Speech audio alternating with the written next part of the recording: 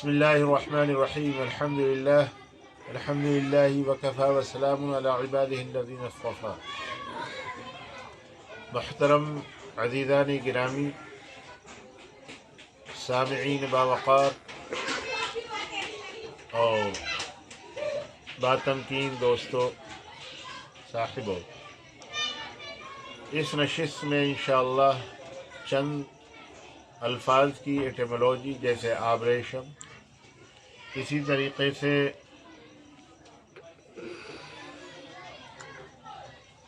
अबलक, उभारना, अभागन, इबहाम, आबरेशम, अबलक, उभारना, अभागन, इबहाम, इन अल्फाज की तशरीह और असल एटिमोलॉजी इंशाअल्लाह बयान की जाएगी। बगौर मुलाहिज़ा फरमाएँ, आबरेशम को उर्दू में रेशम भी कह सकते हैं, और वैसे तो आबरेशम आबरेशम ही है, उर्दू ही में तकरीबन इस्तेमाल होता है। और इब्रेसम अरबी में और हरीर अरबी में, सिल्क अंग्रेज़ी में रेशम को कहते हैं। रेशम एक कीड़े से बनती है, एक कोया होता है, रेशमी कीड़ा होता है, उसकी परवरिश की जाती है ख़ास दरख्तों पर, और वहीं उसकी ग़िज़ा मुहैया की जाती है, उपलब्ध की जाती है, प्रोवाइड की जाती है, और फिर वो कुदरती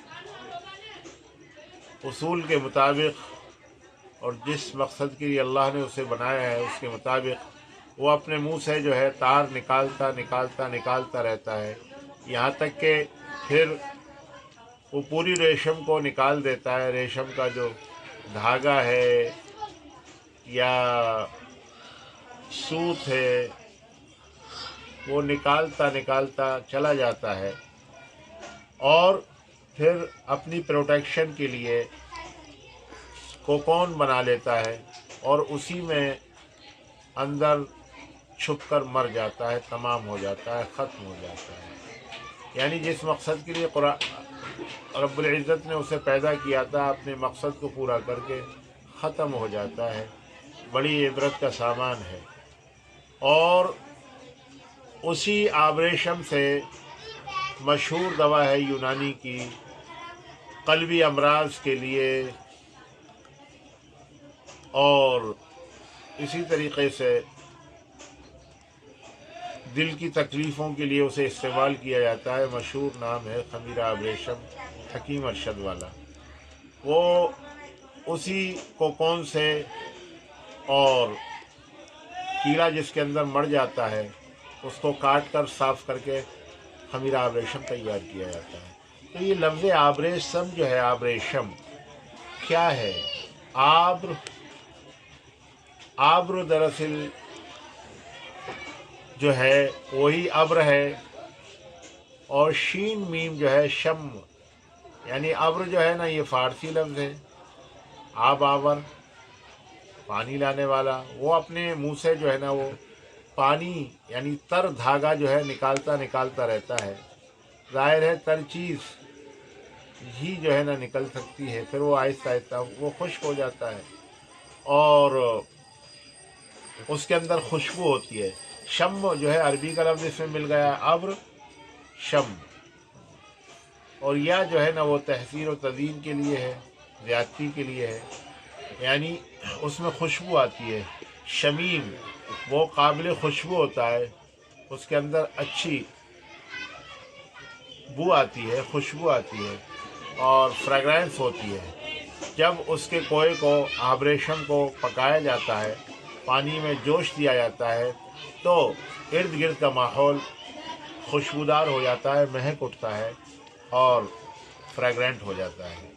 तो बहरहाल आब्र एक जुज़ है, एक सिलेबल है और दूसरा सिलेबल जो है शम है। शम के माने सुगंध, महक, अच्छी बू, खुशबू, फ्रेगरेंस और अरोमा, यानी इस माना के अंदर वो इस्तेमाल है एटमोलॉजिकली। और वैसे जो है ना आबरेशम का जो वोकेबलरी या लुग़वी तर्जुमा है वो कोया, जिसको इंग्लिश में कोकॉन बोलते हैं। दूसरा लफ्ज़ जो हमने बताया वो है उभरना। ये हिंदी का लफ्ज़ है, दरअसल ये अभरना था। भरना यानी एक चीज़ भरी हुई है, वो निकल रही है, वो राइज हो रही है। कहते हैं फ़लाँ के अंदर से फ़लाँ की सलाहियतें उभर रही हैं, फ़लाँ की सलाहियतें उभर रही हैं। फ़लाँ के अंदर जो कलाएँ थीं और जो आर्ट्स हैं उसके अंदर और फ़न है उसके अंदर छुपे हुए वो उभर रहे हैं। कुदरत ने जो चीज़ें उभरती हैं उनके अंदर वो उभराव और वो खूबियाँ पहले ही रख छोड़ी हैं। अल्लाह ताला की तरफ से वो वदीअत हैं, उसके अंदर मौजूद हैं, वो अपने वक्त पर निकलती हैं। तो गोया कि उभरना यानी निकलना, एक भरी हुई चीज़ का निकलना। तो दरअसल ये हकीकत में सही लफ्ज़ उभरना नहीं अभरना था, हिंदी का लफ्ज़ है। हिंदी का लफ्ज़ है भरना, यानी भरी हुई चीज़ अभर हो रही है यानी निकल रही है, अभरना अभरना। तो खूबसूरती पैदा करने के लिए अलिफ पर पेश लगा दिया गया, उभरना कर दिया गया। असल में आ था, हिंदी में अभरना था, आ भरना। आ नफ़ी के लिए है, निगेशन के लिए है, इनकार के लिए, यानी भरना नहीं, मतलब ये निकलना। तो भरी हुई चीज़ का निकलना राइजिंग के माना में जो है ना आता है। तो फिर वो आ हिंदी का ऊ से बदल गया। और या उर्दू में कहिए कि अलिफ पर जो ज़बर था, हमज़ा पर जो ज़बर था वो पेश से बदल गया, उभरना हो गया। और इसी तरह एक हिंदी का लफ्ज़ है अभागन। अभागन यानी बदकिस्मत, भागन भाग वाली, किस्मत वाली।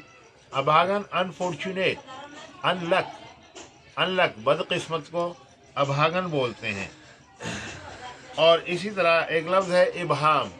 इबहाम जो है एम्बिग्यूटी अंग्रेज़ी में कहते हैं, यानी एक लफ्ज़ के कई माना हो और एक माना से ज़्यादा का उसमें एहतमाल हो, एक माना उसके ख़ास न हो और एहतमाल हो दूसरे माना का, तीसरे माना का, तो उसे इबहाम बोलते हैं। इबहाम को एम्बिगस, एम्बिग्यूटी अंग्रेज़ी में कहते हैं। और इबहाम का तर्जुमा दूसरा जो है वो अंगूठा, जिसको अंग्रेज़ी में थंब कहते हैं, थंब जो है उसको भी इबहाम कहते हैं। शायद इसके लुग़वी माना और इसके एटमोलॉजिकल मीनिंग में ये मुनासबत हो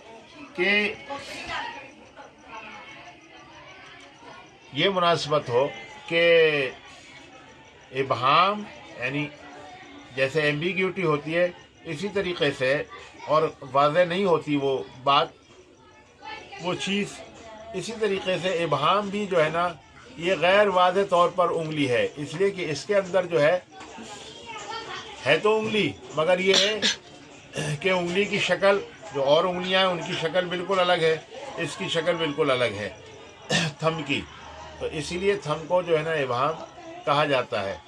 और छोटा है तो छोटी तो उंगली भी है, लेकिन ये है कि कुदरत ने जो है ना इसकी शक्ल और इसका ज़ाविया बिल्कुल अलग बनाया है। तो इस माना कर जो है ना है तो उंगली, मगर उंगली के बिल्कुल मुशाबह नहीं है ना, इसलिए जो है ना इसको इबहाम कहा जाता है।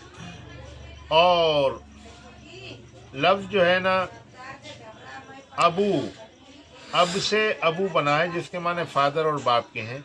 ये लफ्ज़ जो है ना लायक़े के तौर पर, कुनियत के तौर पर बहुत इस्तेमाल है, जैसे कि अबू बकर रज़ी अल्लाह ताला अन्हु इस्लाम के पहले खलीफा हुज़ूर पाक सल्लल्लाहु अलैहि वसल्लम के बाद। इसी तरीक़े से जो है एक ज़माने इस्लाम के शुरू दौर के अंदर इस्लाम का सबसे बड़ा दुश्मन अबू जहल, उसके नाम के साथ जहल। इसी तरीक़े से हुज़ूर पाक सल्लल्लाहु अलैहि वसल्लम के बहुत बड़े چہیتے صحابیوں میں سے اور حدیث کے راویوں میں سے حضرت ابو ہریرہ اور رضی اللہ تعالیٰ عنہ، اور اسی طریقے سے ابو تراب، یہ حضرت علی رضی اللہ تعالیٰ عنہ کی کنیت